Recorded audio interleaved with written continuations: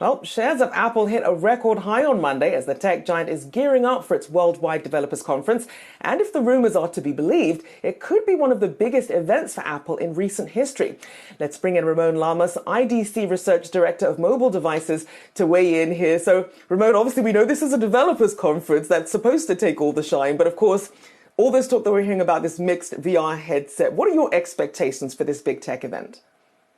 Wow, it's a rare occasion when Apple comes out with brand new hardware, and all of us, myself included, get incredibly excited about it. But let's face it, there's a couple things here. AR, VR, augmented reality, virtual reality. This is not a brand new market. Apple's not really creating something totally new. But what Apple does and does really well, and has a history of this, is that they stand on the shoulders of the giants that have come before them and make a device, an experience, so brand new, so easy to use, so user friendly, so that even Joe and Jane Smith on Main Street USA can look at it and say, yeah, you know what? I think I want to get that. I want to give that a shot. And because it's a developers conference, it's not just the hardware, it's the software, it's the apps. It's really going to make this, virtual reality or mixed reality headset pop. So let's just wait and see what exactly that you can do with this headset. I mean, and that's the point because, I mean, between the price tag, I mean, the early adopters, if this does get launched, they'll be all over it. But in terms of translating that into mainstream interest and use, how do you think that would best work with some of Apple's existing products and services? It's here's the thing, whereas a lot of other AR VR vendors out there, they really come out with a device, and maybe they're going to have a handful of applications.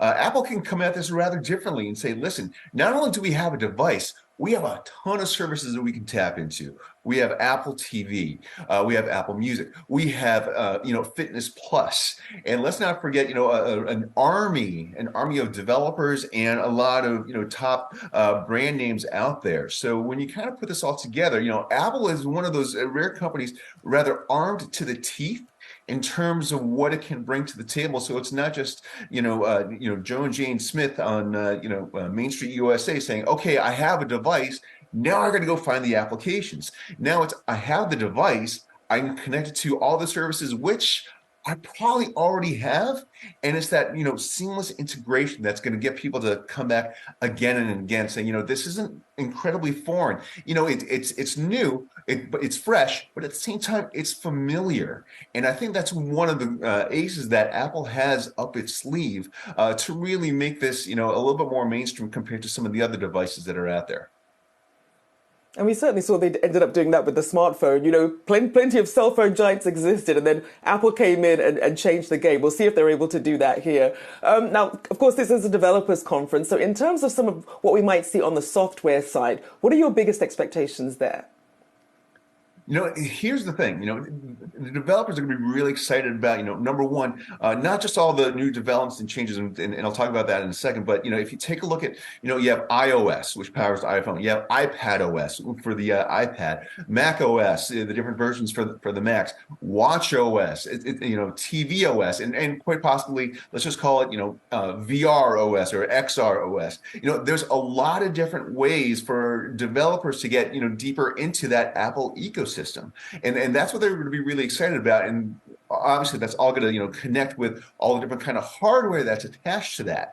But when you have a new OS like this virtual reality one, this is going to make a lot of developers say, hey, this is a new frontier that we can get in on that ground level and say, okay, you know what, we're going to have a new audience to tap into, new experiences, and new ways to to be a part of that. So you take a look at that kind of numbers potential, and at the same time, look how Apple makes it so incredibly gosh darn easy for developers to come in and say, hey, listen, we're going to make this easy. We're going to make this convenient for you, so that if you're coming up with your own application, to be able to port that or to build from the ground up, this is not going to be very difficult for you to do. And by the way, we have that one thing that that we know developers want, which is reach. Having a terrific almost, I think Apple said 2 billion person or 2 billion device installed base worldwide. there's a lot of people to reach. And when you have that many people to reach, whether it be something as traditional as iOS or Mac OS, or if you have something new as, this XROS, that's just some fantastic numbers that you can try to sell your applications to, try to sell your experiences to, and that's going to bring in eventually money into the developers. And Ramon, we have to talk about AI because that's something that basically comes up on every single earnings call. Apple relatively quiet on that. What are the expectations for what we'll hear there? What do you think will make perhaps investors happy versus, say, consumers who can actually use some of these products? I think AI has been kind of, the buzzword of 2023. Okay. Now it's just a question as to, how many other companies can really meaningfully attach to it. But, here's what I really like to, see out of Apple is that, they already make things so really easy for consumers to use. Look, you don't even have to you don't even have to look up the manual to try to, complete certain tasks. You just open up your device, you can just fire it up and you can just get in and get it going. Now let's add AI to the mix, whether it be, generative AI or something else, where you can just say, to your device, hey, Apple, do this for me. Okay. And what I really hope what Apple would do is say, here, you know what, let's solve a problem. Let's make that experience that much more convenient. Because when you get right down to it, users and consumers, and I can count myself as one of them, is that, number one, I want to see how, the various devices and softwares and experiences that I own and use on a regular basis, what they can tell me about me and what I could do better. And that's one of the, the holy grails of AI. And then on top of that is that, what problems can AI solve? What conveniences can it bring forth to me so that, I don't even really have to think about, trying to concentrate and move towards my brain towards something else to get it done. Okay. AI is going to handle that. Now, to the extent that Apple can integrate that, with all of its experiences, I think eventually they're going to have to, put it into, into its various platforms. But let's see which one or which ones they start with. That's gonna make the most sense. I mean, you don't want to just say, "Hey, we're AI powered," but we are AI powered, and this is what it's going to do for you. This is how it's going to make your lives that much easier.